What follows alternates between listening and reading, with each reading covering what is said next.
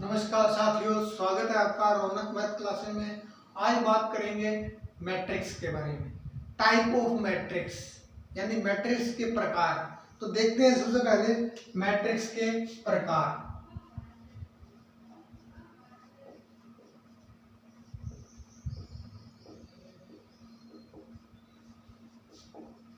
Type of matrix. तो सबसे पहले देखते हैं मैट्रिक्स के टाइप में। सबसे पहले अपने पढ़ते हैं पंक्ति मैट्रिक्स, फिर पढ़ेंगे स्तंभ मैट्रिक्स। तो जो पंक्ति मैट्रिक्स होती है वो क्या होती है उसके बारे में बात करते हैं। पंक्ति मैट्रिक्स इंग्लिश में बोलते हैं रो मैट्रिक्स।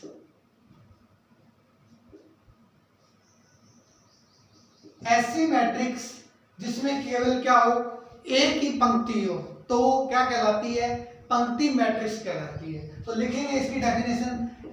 ऐसी मैट्रिक्स जिसमें केवल एक ही पंक्ति हो तो उसे पंक्ति मैट्रिक्स कहते हैं। अगर मैं इसके एग्जांपल की बात करूं तो कैसे होती है पंक्ति मैट्रिक्स, तो ए बी सी ये ऐसे लिखी जा सकती है, या 5 इस टाइप से लिखी जा सकती है, या अल्फा बीटा गामा से भी लिखी जा सकती है। ये सारी क्या है, पंक्ति मैट्रिक्स है। क्यों? क्योंकि इसमें केवल क्या है, एक ही पंक्ति है। ओनली फॉर क्या है, एक ही पंक्ति है, तो इसलिए इसको बोलेंगे पंक्ति मैट्रिक्स। अब बात करेंगे स्तंभ मैट्रिक्स के बारे में। स्तंभ मैट्रिक्स यानी कॉलम मैट्रिक्स के बारे में।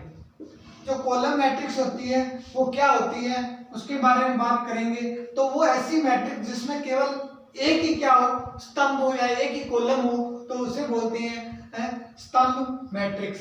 तो ऐसी मैट्रिक्स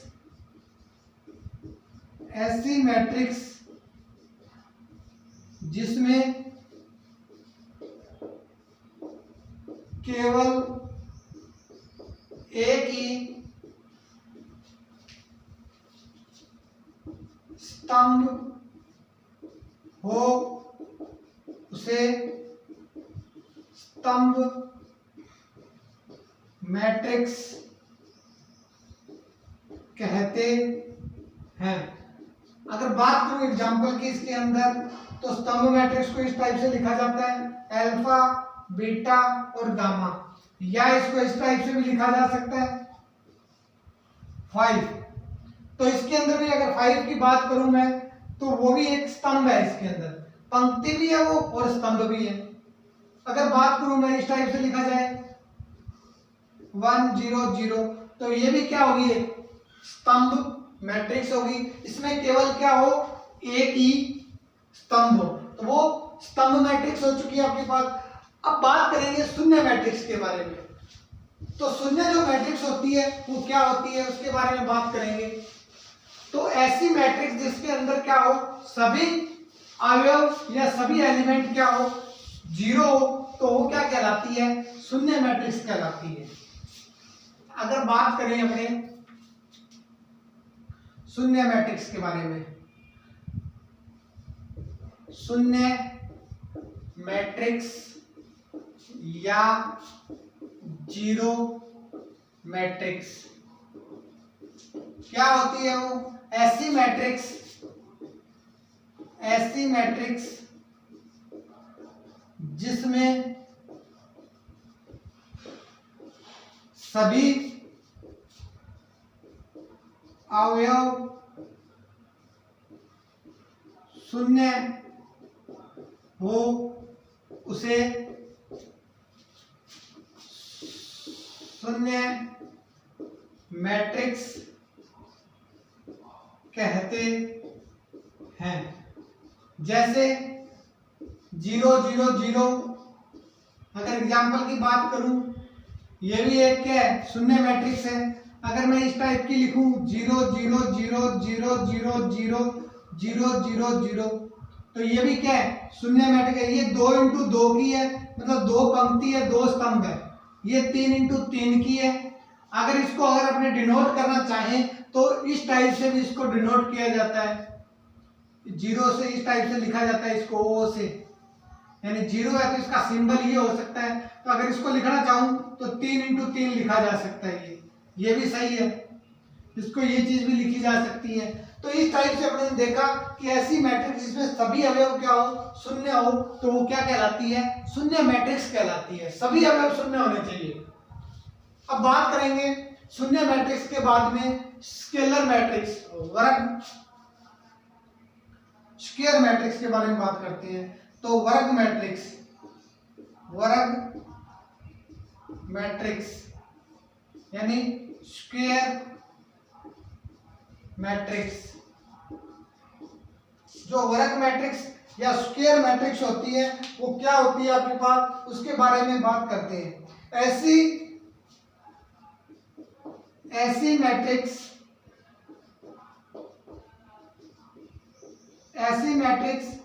जिसमें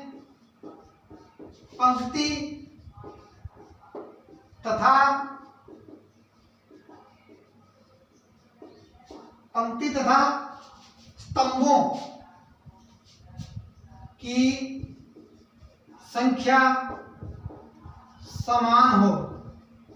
समान हो, यानी m बराबर n हो, तो क्या कहलाती है, वर्ग मैट्रिक्स कहलाती है। ऐसी मैट्रिक्स जिसमें पंक्ति तथा स्तंभों की संख्या समान हो, यानी m बराबर n हो, तो वर्ग मैट्रिक्स कहलाती है। अगर एग्जाम्पल की बात करना चाहूं तो मेरे पास एक एग्जाम्पल ये बनता है 2 इंटू 3 4 इंटू 1। ये क्या है, 2 इंटू 2 की है मैट्रिक्स, यानी जितनी पंक्ति है उतने ही क्या है इसमें स्तंभ है, यानी m बराबर n है। अगर मैं इसको इस टाइप से लिखना चाहूं तो ये भी मेरे पास जो मैट्रिक्स बनेगी, यानी 1 2 3 4 5 6 3 2 5 4, तो ये भी कितनी है, 3 इंटू 3 की मैट्रिक्स है, यानी 3 पंक्ति है इसमें और 3 क्या है, स्तंभ है। तो यानी जितनी पंक्ति होगी उतने ही क्या होने चाहिए, स्तंभ होने चाहिए। तो कौन सी मैट्रिक्स कहलाती है, वर्ग मैट्रिक्स यानी स्क्वायर मैट्रिक्स कहलाती है। अब वर्ग मैट्रिक्स के बारे में बाद में बात करेंगे। मैट्रिक्स की ट्रेस क्या होती है, मैट्रिक्स की ट्रेस क्या होती है। तो सबसे पहले मैट्रिक्स की ट्रेस पढ़ने,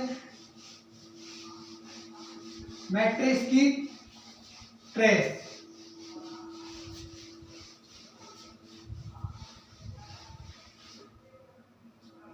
मैट्रिक्स की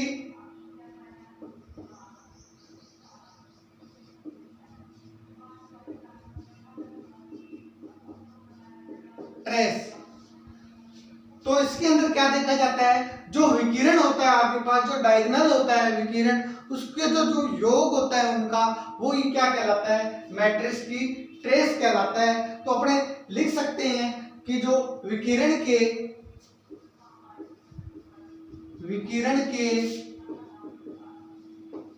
अवयवों का जो योग होता है वो क्या कहलाता है, ट्रेस। तो अपने लिख सकते हैं कि विकिरण के अवयवों का योग क्या कहलाता है, मैट्रिक्स की ट्रेस कहलाता है। तो अब अगर इसकी बात करूं मैं, तो जो ऐसे मान लो आपके पास एक मैट्रिक्स दी हुई है, जैसे 1 2 3 4 5 6 7 8, ये दे रखी है आपको। एग्जाम्पल के रूप में अपने अगर समझें इसको, तो एक मैट्रिक्स है आपके पास, इस टाइप की मैट्रिक्स दे रखी है, आपको पूछा हुआ है मैट्रिक्स की ट्रेस फाइंड कीजिए। तो ट्रेस का मतलब ये होता है कि जो विकिरण के जो अवयव है उनका योग करना है आपको। तो विकिरण जो बनेगा आपके पास वो ये बनेगा, तो इनका जो योग होगा 1 + 5 + 8 13 और 1 14। तो जो मैट्रिक्स की जो ट्रेस आएगी वो इस प्रकार निकाली जाती है कि जो विकिरण के जो अवयव होते हैं उनको जोड़ दिया जाता है, तो वो मैट्रिक्स की ट्रेस बन जाती है। अब मैट्रिक्स की ट्रेस के बाद में अपने देखते हैं कि इकाई मैट्रिक्स विकिरण मैट्रिक्स कौन सी होती है।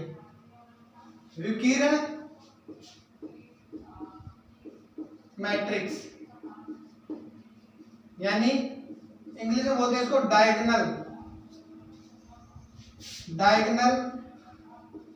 मैट्रिक्स। जो डायगोनल मैट्रिक्स होती है वो क्या होती है? ऐसी वर्ग मैट्रिक्स जिसमें विकिरण के अलावा विकिरण के अतिरिक्त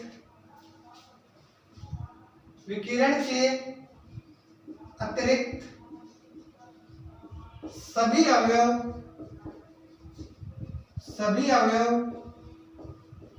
शून्य हो तो वो क्या कहलाती है?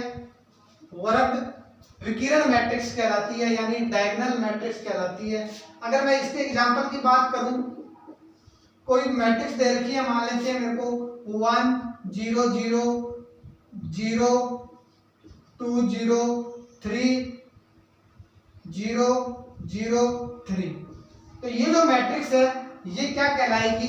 डायगोनल मैट्रिक्स कहलाएगी, विकिरण मैट्रिक्स कहलाएगी, क्योंकि वो कह रहा है विकिरण के अतिरिक्त, विकिरण के जो अतिरिक्त हैं ये विकिरण है, इसके अतिरिक्त जो भी अवयव है वो सारे क्या है? शून्य है। तो ऐसी मैट्रिक्स जो होती है उसको क्या कहते हैं? विकिरण मैट्रिक्स कहते हैं। लेकिन अगर यहाँ मान लो 4 4 4 यहाँ समान वेरिएबल आ जाए तो वो अलग मैट्रिक्स बनती है, उसको बोलती है अदिश मैट्रिक्स, उसके बारे में बाद में बात करेंगे हमने। अगर यहाँ 1 1 आ जाए तो वो इकाई मैट्रिक्स होती है। तो ये मैट्रिक्स में थोड़ा ध्यान रखना पड़ेगा आपको कि विकिरण मैट्रिक्स और इकाई मैट्रिक्स और एक अदिश मैट्रिक्स में डिफरेंस क्या होता है।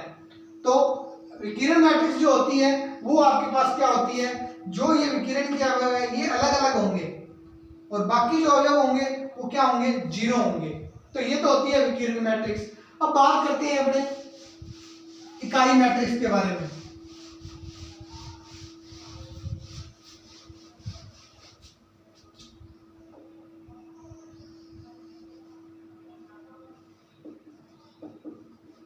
इकाई मैट्रिक्स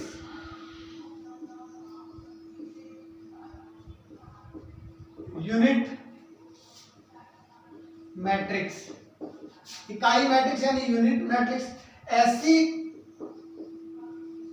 वर्ग मैट्रिक्स जिसमें विकिरण के अवयव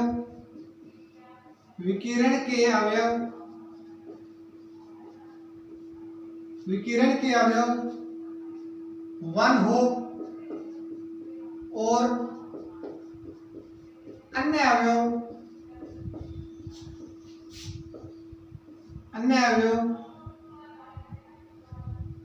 0 हो तो वह क्या कहलाती है? इकाई मैट्रिक्स कहलाती है। कैसे?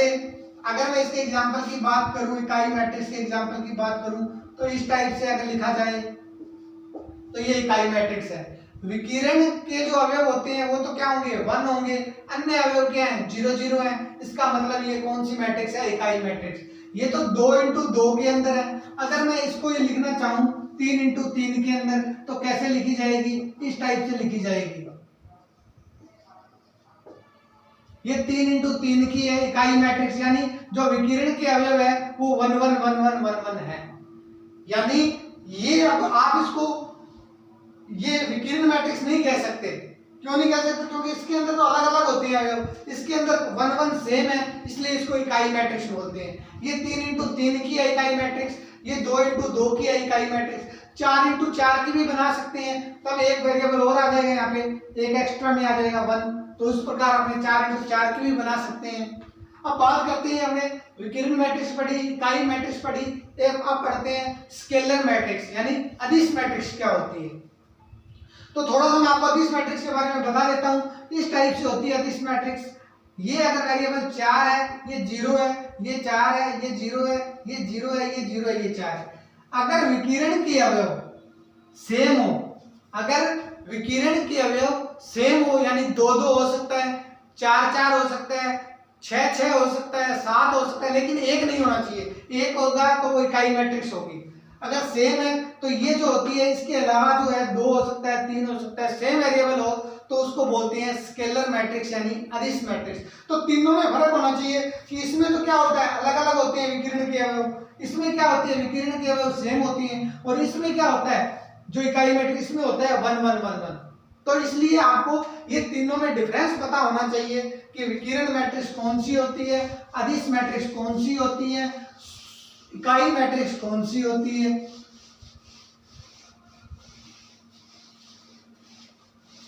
तो बात करता हूं मैं अदिश मैट्रिक्स के बारे में। जो अदिश मैट्रिक्स होती है मेरे पास, वो अदिश मैट्रिक्स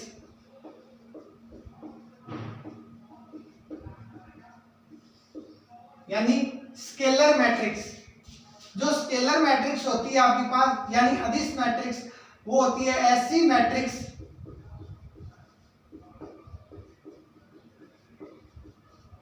जिसमें मुख्य विकिरण के अवयव समान हो, तो वह क्या कहलाती है, अदिश मैट्रिक्स कहलाती है। यानी विकिरण मैट्रिक्स के क्या हो, मुख्य विकिरण के अवयव क्या हो, समान हो, तो क्या कहलाती है, वो अदिश मैट्रिक्स कहलाती है यानी स्केलर मैट्रिक्स कहलाती है। अगर मैं इसका एग्जांपल की बात करूं तो वो मेरे पास हो जाएगा, यहां अगर मैं 2 लिखूं, 0 लिखूं, 0 0 2 0 0 0 2, अगर ये तो 3 इंटू 3 की क्या है मेरे पास स्केलर मैट्रिक्स है यानी अदिश मैट्रिक्स है। अगर मैं इसको 2 इंटू 2 के अंदर बनाना चाहूं तो मेरे पास ये भी बन सकती है।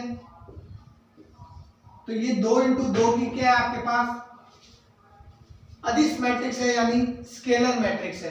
तो कहने का मीन्स यही है कि तीनों में आपको डिफरेंस पता होना चाहिए। विकिरण मैट्रिक्स कौन सी होती है, उसके अंदर तो मुख्य विकिरण क्या होंगे, अलग अलग होंगे, और जो अदिश मैट्रिक्स होती है उसके मुख्य विकिरण क्या होंगे, समान होंगे, और इकाई मैट्रिक्स वो होती है जिसके अंदर मुख्य विकिरण क्या होंगे, 1 1 होंगे, तो वो होती है आपके पास इकाई मैट्रिक्स। अदर वाले सारे क्या होंगे, 0 होंगे। तो इस प्रकार अपने मैट्रिक्स के बारे में पढ़ा, अदिश मैट्रिक्स के बारे में।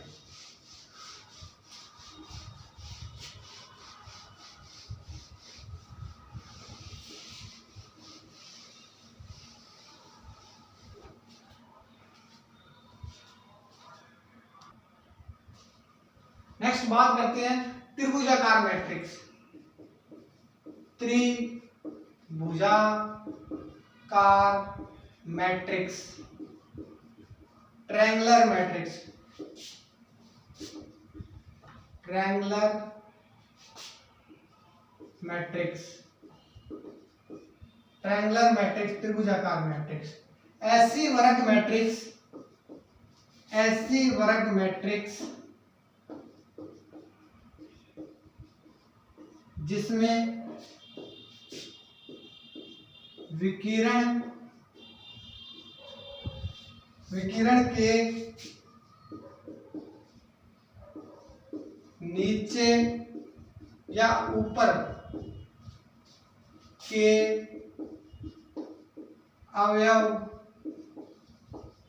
शून्य, ऐसी वर्ग मैट्रिक्स जिसमें विकिरण के नीचे या ऊपर के अवयव शून्य हो तो उसे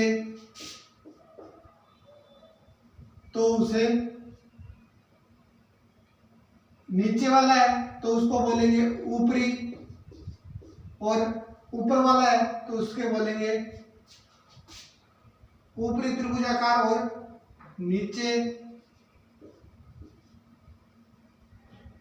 निचली, ऊपरी और निचली, नीचे की, ऊपर और नीचे की त्रिभुजाकार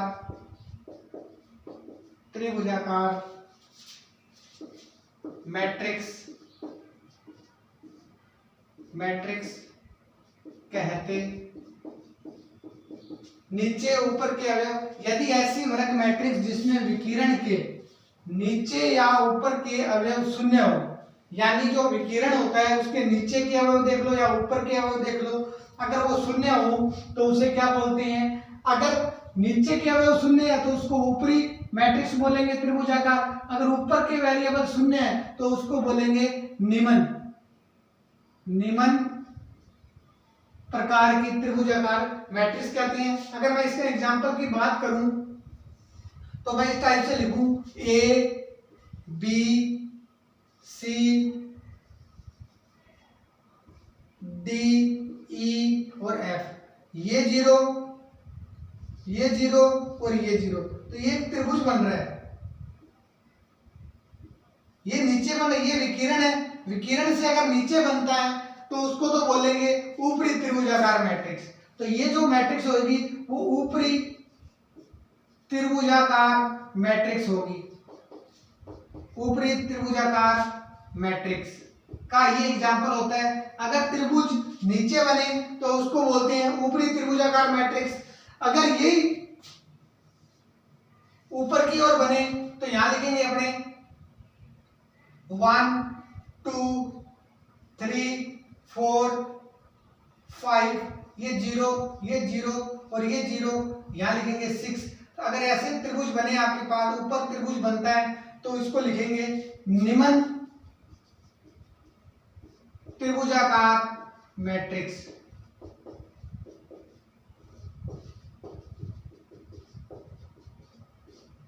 तो इस टाइप से आपने देखा, अगर विकिरण से ऊपर बनता है तो उसको निमन त्रिभुजाकार मैट्रिक्स बोलते हैं, अगर वो ऊपर बनता है तो उसको बोलते हैं निमन त्रिभुजाकार मैट्रिक्स।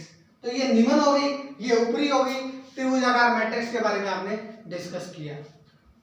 तो अब बात करते हैं परिवर्त मैट्रिक्स कौन सी होती है, यानी ट्रांसपोज मैट्रिक्स कौन सी होती है। तो परिवर्त मैट्रिक्स की अगर बात करें अपने, तो सबसे पहले बात करते हैं कि अगर पंक्तियों को स्तंभों में बदल दिया जाए और स्तंभों को पंक्तियों में बदल दिया जाए तो वो होती है परिवर्त मैट्रिक्स यानी ट्रांसपोज मैट्रिक्स। जैसे मैं आपको बताता हूं एग्जांपल से कि अगर मैंने ऐसे लिखा 1 2 3, अगर मैंने ऐसे लिखा 1 2 3 4 5 6 7 8 9 ऐसे लिखा और ये मैट्रिक्स है मेरे पास। अगर मैंने इसको पंक्ति को क्या बदल दिया, स्तंभ में बदल दिया, इस टाइप से लिख दिया कि 4 5 6 7 8 9, इस टाइप से मैंने लिख दिया, तो वो क्या कहलाएगी मेरे पास? परिवर्त मैट्रिक्स या ट्रांसपोज मैट्रिक्स कहलाएगी। यानी जो पंक्ति थी उसको मैंने स्तंभ में चेंज कर दिया, ये पंक्ति थी इसको स्तंभ में बना दिया, इस पंक्ति को मैंने स्तंभ में बना दिया।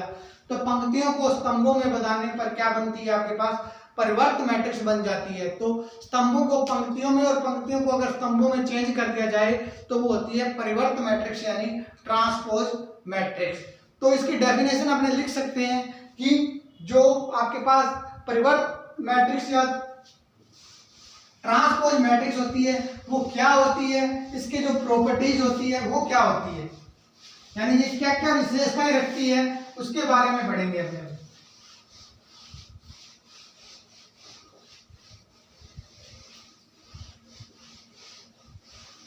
तो सबसे पहले मैं देखता हूं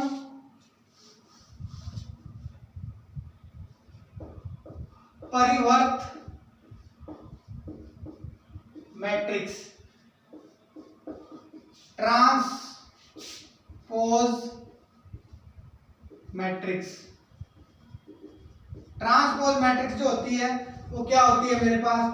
यदि ऐसी कोई वर्ग मैट्रिक्स है जिसमें पंक्तियों को स्तंभों में बदल दिया जाए या स्तंभों को पंक्तियों में बदल दिया जाए तो वो कहलाती है मेरे पास परिवर्त मैट्रिक्स। अगर मैं इसको सीधा एग्जांपल से बात करूं, यदि वर्ग मैट्रिक्स में सीधी मैट्रिक्स हो सकती है, कोई ध्रुवीय वर्ग मैट्रिक्स हो, यदि मैट्रिक्स में पंक्ति को स्तंभों में और स्तंभों को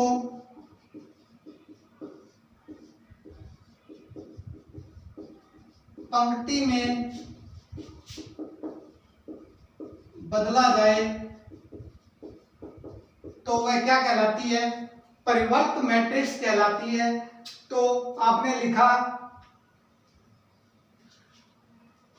मैट्रिक्स में पंक्ति को स्तंभों में और स्तंभों को अगर पंक्ति में बदल दिया जाए या बदला जाए तो वो क्या कहलाती है? परिवर्त मैट्रिक्स कहलाती है। तो अगर मैं बात करूं इसको डिनोट कैसे किया जाता है, या तो आप इसको डिनोट कर सकते हो डिनोटेड बाय, या तो उसको ए डैश से लिखा जाता है, या ए ट्रांसपोज लिखा जाता है, या ए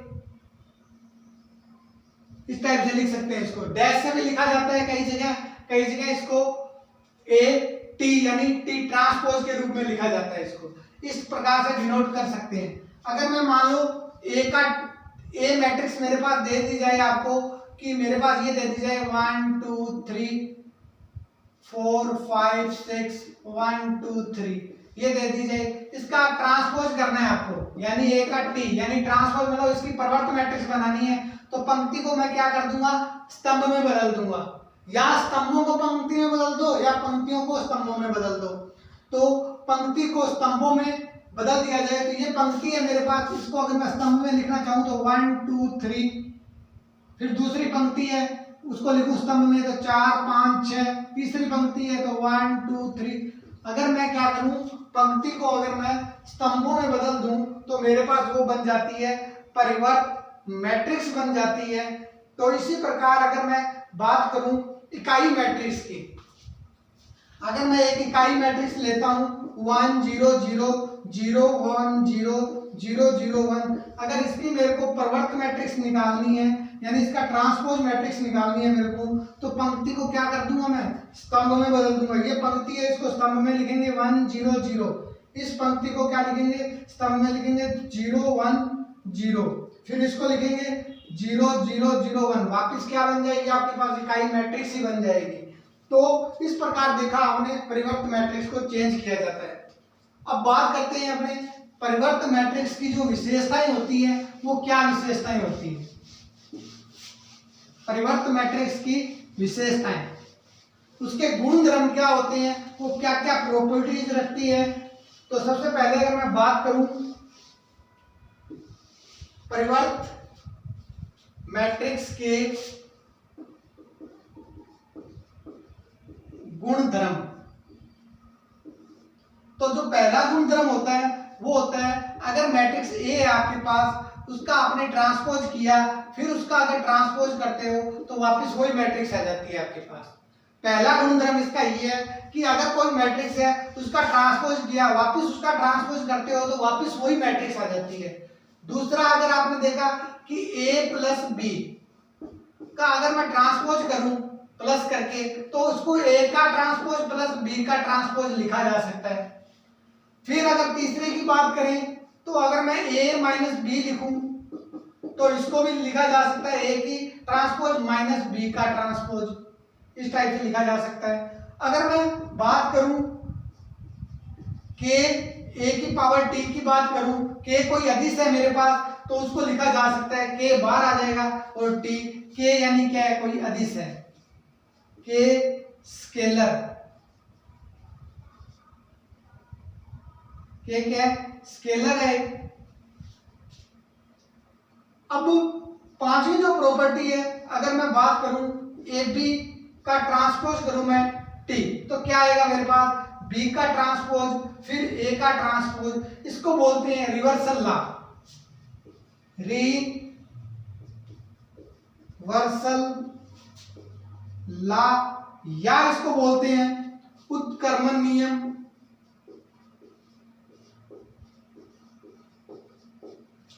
उत्क्रमण नियम, रिवर्सल लॉ या उत्क्रमण नियम बोलते हैं, या इसको बोलते हैं सु-स्टोक्स नियम, सु-स्टोक्स नियम। तो इसका एक नाम और है, वो लिखते हैं इसको सु-स्टोक्स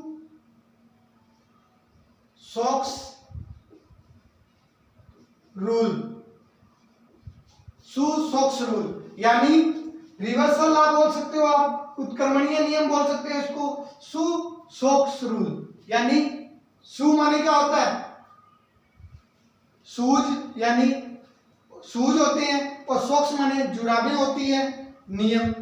और शूज और सोक्स का नियम इसको क्यों कहा गया, क्योंकि इसलिए कहा गया कि ए बी का अगर ट्रांसपोज करते हो तो पहले क्या पहनते हैं, अपने पैर के अंदर पहले सबसे पहले जुराबें पहनी जाती है, तो पहले जुराबें पहनी जाती है, तो इसलिए पहले बी पे ट्रांसपोज होगा, फिर जूते पहने जाते हैं, तो जूते पहनने के लिए बाद में जूते पहने जाते हैं, तो बाद में ट्रांसपोज किसका होगा, ए का होगा। तो इस टाइप से इसका नाम शूज सॉक्स रूल भी होता है, चाहे इसको उत्क्रमण नियम बोल दो, चाहे इसको रिवर्सल लॉ बोल दो। तो इस टाइप से आपने देखा कि ये इसकी 5 प्रॉपर्टी होती है अगर कोई परिवर्त मैट्रिक्स है।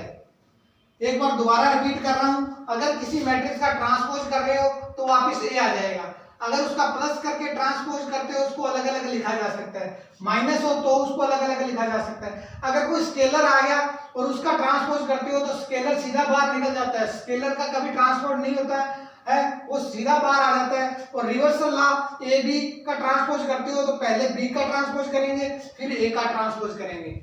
तो इस प्रकार आपने देखा परिवर्त मैट्रिक्स के गुणधर्म। अब बात करते हैं अपने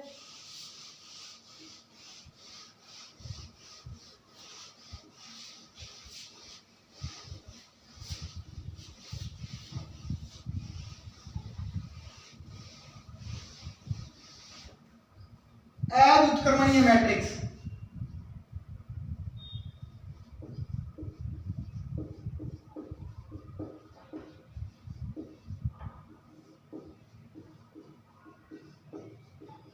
अव्युत्क्रमणीय मैट्रिक्स कौन सी होती है और व्युत्क्रमणीय मैट्रिक्स क्या होती है। अगर मेरे पास कोई ए मैट्रिक्स है, ए आई जे, ये मैट्रिक्स है, अगर ये मैट्रिक्स क्या है मेरे पास, अगर मैं इसका अगर डिटरमिनेंट निकालूं तो मेरे पास वो अगर अव्युत्क्रमणीय 0 आता है तो वो बन जाती है अव्युत्क्रमणीय। जैसे एग्जांपल की बात करता हूं मैं, यहाँ 6 है या 1 है या 2 है या 3 है, अगर मैं इसका डिटरमिनेंट निकालूं तो 1 में 1 इंटू 6 तो ये 6 हो जाएगा, 3 इंटू 2 यानी 6 हो जाएगा, तो ये 0 आएगा। अगर किसी का डिटरमिनेंट करते हैं वो अगर 0 आता है तो इसका मतलब ये जो कंडीशन है वो क्या है, अव्युत्क्रमणीय है। अगर बात करूं व्युत्क्रमणीय मैट्रिक्स की क्या होती है तो वो होता है ए नॉट इक्वल 0, अगर उसका डिटरमिनेंट चाहे तो वो क्या हो जाता है, नॉट इक्वल 0 आए, जैसे 2 4 3 2, तो अगर इसका डिटरमिनेंट निकालूं तो 4 माइनस के 12 तो ये आएगी वैल्यू माइनस के आर, यानी 0 नहीं आ रहा, तो 0 के बराबर नहीं आ रहा, इसका मतलब क्या है, ये व्युत्क्रमणीय मैट्रिक्स है। तो आपने देखा अव्युत्क्रमणीय मैट्रिक्स और व्युत्क्रमणीय मैट्रिक्स के बारे में आपने देखा। अब बात करते हैं अपने सममित मैट्रिक्स या विषम सममित मैट्रिक्स क्या होती है। सममित मैट्रिक्स और विषम सममित मैट्रिक्स के बारे में बात करते हैं।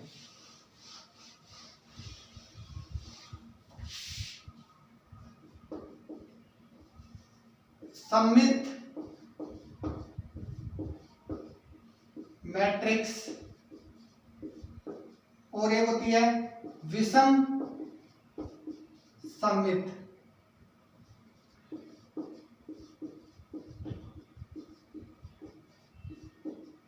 जो सममित मैट्रिक्स होती है वो होती है ए मैट्रिक्स है, उसका अगर ट्रांसपोज करोगे वापस क्या आ जाएगी आपके पास, ए मैट्रिक्स आ जाती है, तो वो होती है आपके पास सममित मैट्रिक्स।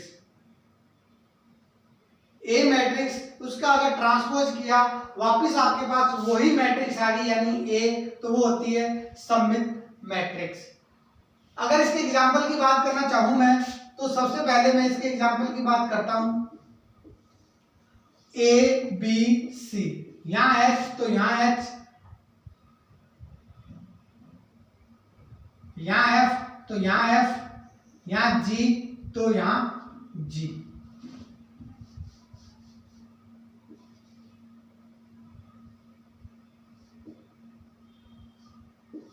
ये जो मैट्रिक्स है मेरे पास ए, मान लेते हैं ए मैट्रिक्स है मेरे पास, अगर मैं इसका ट्रांसपोज करता हूं, अगर मैं इसका ट्रांसपोज करता हूं, ट्रांसपोज का मतलब ये है कि अगर मैं पंक्ति को स्तंभों में बदल दूं, ये जो पंक्ति है मेरी, इसको मैं अगर स्तंभ में बदल दूं तो मेरे पास जो मैट्रिक्स आने वाली है, ये पंक्ति इसको स्तंभ में बदल दूंगा तो ए एच जी, फिर एच बी एफ, फिर जी एफ और सी।